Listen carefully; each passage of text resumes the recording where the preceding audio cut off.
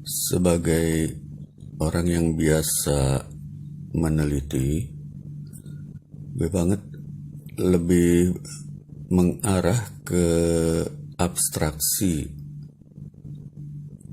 ketika bicara soal konflik Israel-Palestina itu. Kenapa hanya berabstraksi? Yaitu membuat model-model berpikir, mengklasifikasikan suatu kelompok dengan pendapat tertentu versus kelompok lain dalam pendapat yang berbeda.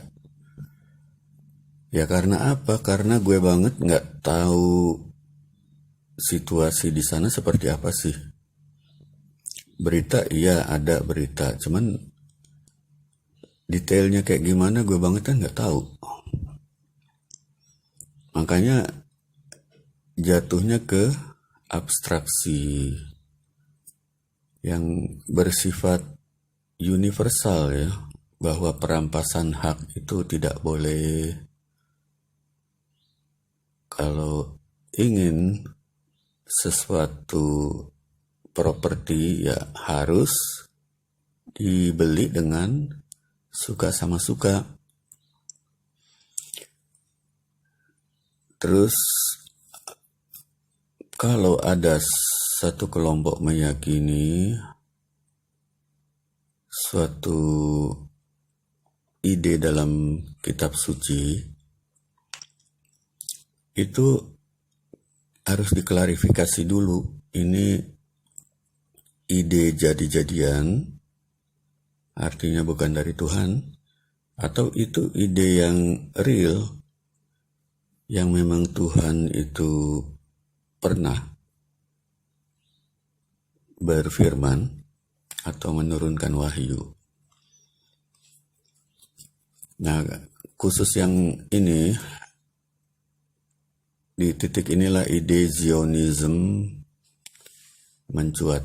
Di antara mereka memang tidak selalu sepakat tentang Zionism ya.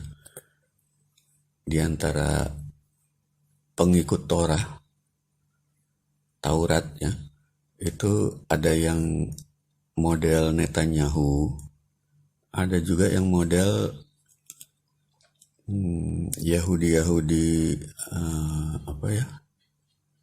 ortodoks ya, yang lebih pro ke Palestina dan anti dengan Zionism.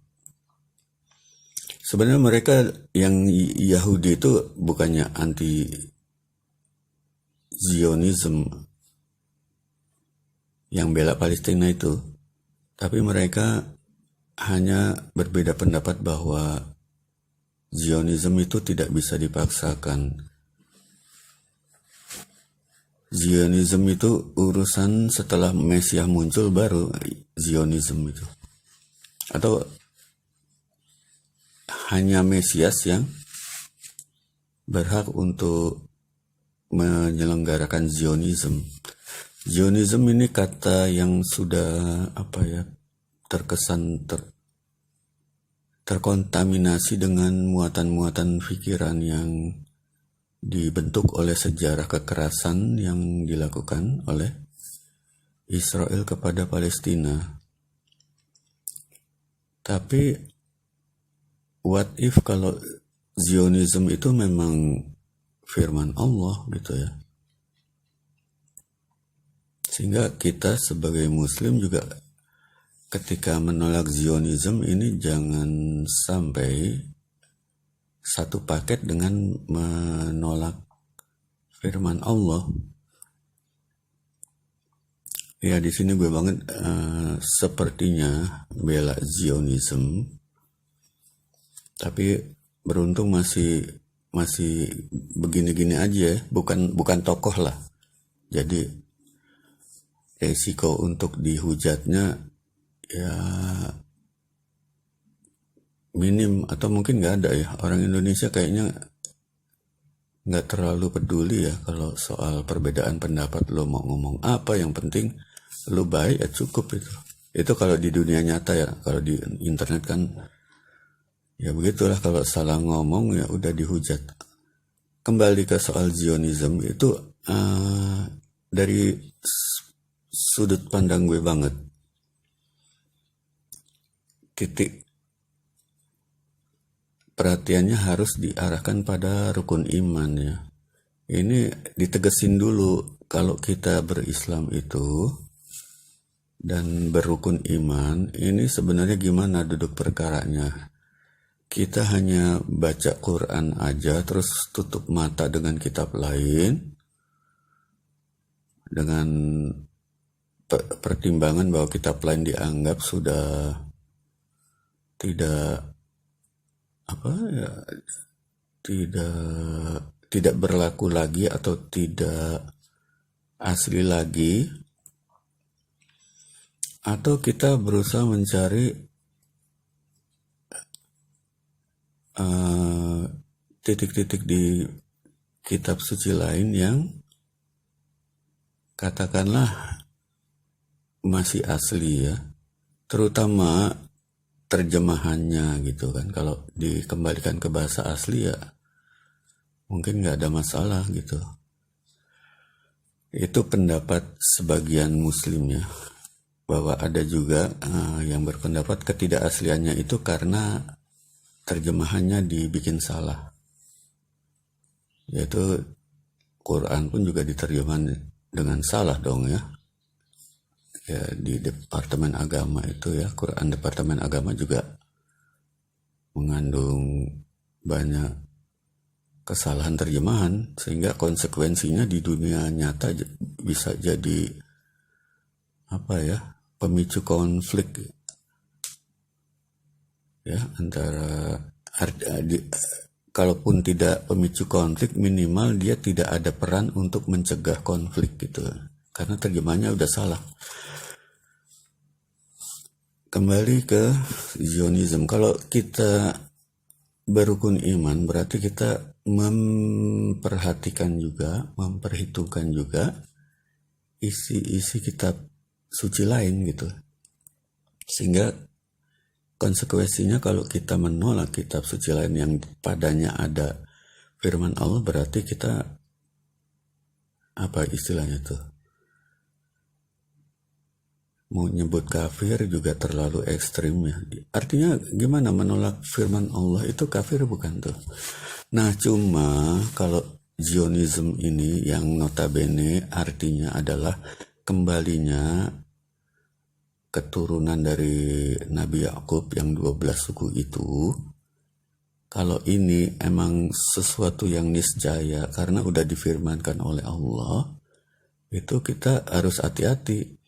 Kita harus hati-hati membedakan Zionism versi Israel itu yang merampas tanah, menciptakan penderitaan kepada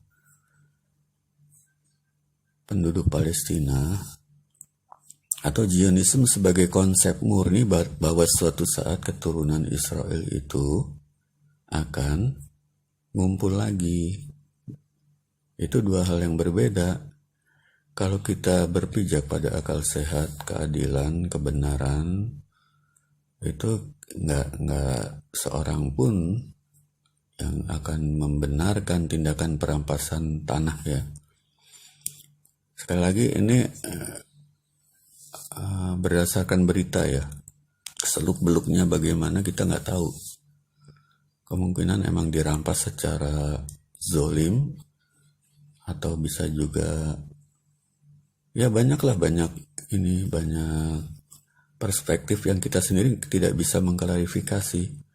Soalnya memang walaupun Israel itu ya berdebah karena membuat rakyat Palestina susah.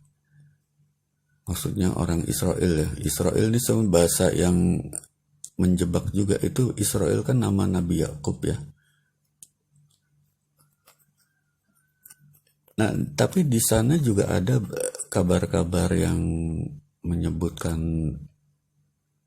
bahwa mereka juga sebenarnya masih manusia juga. Artinya kalau tiba bulan Ramadan itu Perdana Menterinya mengucapkan selamat Ramadan. Itu kan berbeda dengan perspektif kita bahwa negara Zionis itu anti-Islam. Tidak juga gitu kan. Nah, narasi-narasi yang keluar dari konteks ini yang harus kita kikis gitu ya. Kita harus benar-benar kembali kepada fakta, data, kebenaran, keadilan, kemanusiaan begitu. Lantas kalau Zionisme itu real, nyata, maka sebagai orang Islam ya harus mendukung. Dan ini tidak ada hubungannya dengan penzoliman, perampasan gitu ya. Lagi pula Zionisme itu bagi mereka, gue banget nggak tahu ya, tapi disebutkan bahwa Eretz Israel itu kan dari Sungai Nil sampai sungai apa yang di Irak itu. Nah kalau mau konsekuen, udah aja bikin kumpulan Israel di sana gitu, keturunan Nabi Yakub ya. Cuman masalahnya kan belum pada ketahuan itu yang mana keturunan Israel. Masa keturunan Israel cuma satu doang, 1-2 gitu. 1-2 suku, Binyamin sama Yehuda.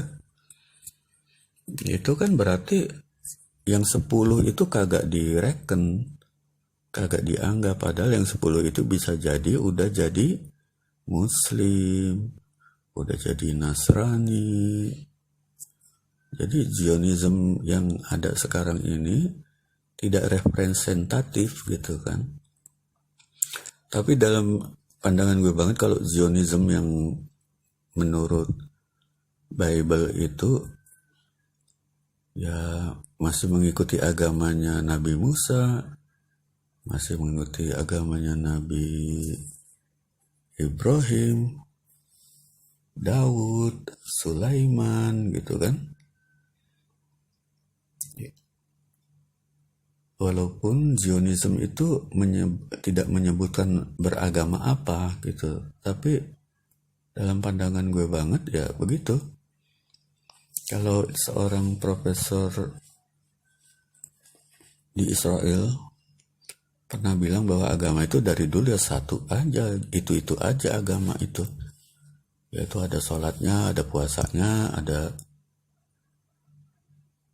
zakatnya gitu kan. Ya semua agama sama, Islam begitu. Cuman kalau disebut oleh masing-masing dengan ini, dengan itu ya itu masalah penyebutan aja gitu. Bahwa Islam itu berarti beriman kepada Allah, kepada Elohim, atau kepada ya sebutlah apa aja yang widiwasa, itu Islam itu. Dan tidak mendustakan para nabi, itu udah Islam berarti.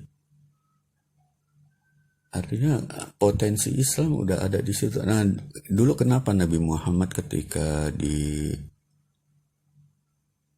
diangkat jadi Rasul itu tidak dibilang di luar Islam, tidak dibilang aliran baru. Enggak, Nabi Muhammad enggak disebut aliran baru. Orang masih sama kok, masih ada sholatnya, ada zakatnya, ada ya semuanya lah. Nabi Muhammad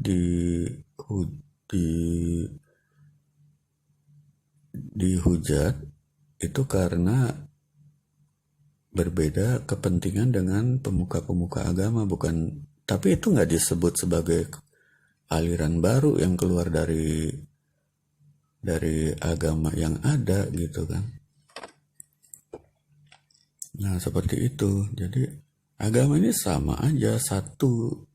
Cuman dari zaman ke zaman jadi berbeda ya karena penanganannya berbeda atau gimana gitu. Tapi